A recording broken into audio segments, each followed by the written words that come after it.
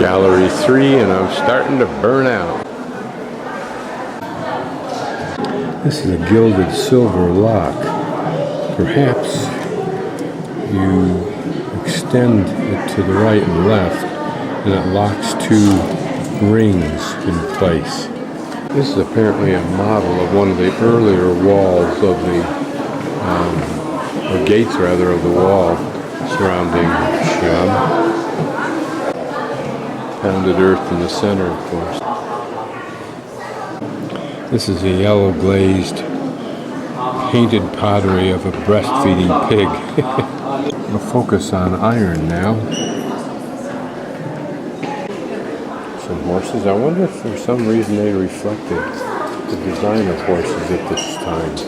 This is a very peculiar looking horse by anybody's standards, whereas this one looks very, very normal.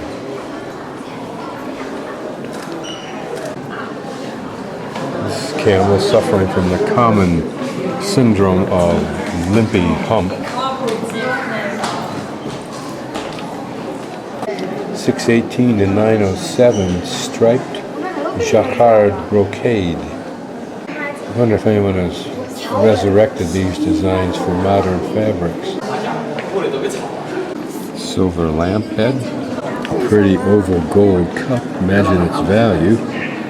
Some ass is busy talking on his goddamn cell phone. Unfinished gold stem cup. A very tiny little cup with a lid on it too.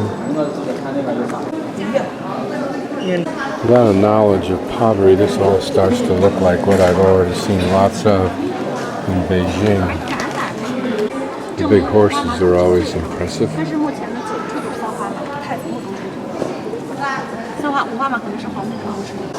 This is a tricolored lion. I appreciate the idea of style, but the color doesn't seem to add anything to it. In contrast to this camel, which has a very unique beauty to it. An elegant gold bowl, probably measuring about 5 or 6 inches across. See if we can look at the detail. Yeah, we can. This is a mirror with a lacquered back inlaid with 4 phoenixes holding ribbons in their mouth.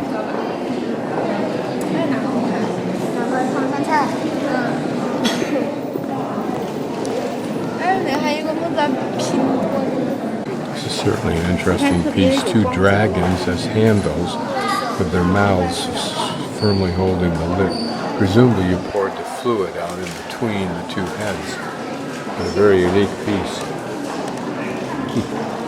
So this is a roughing mold for making such a thing as the lion that we saw. You can see that curly stuff as it's going to be its mane.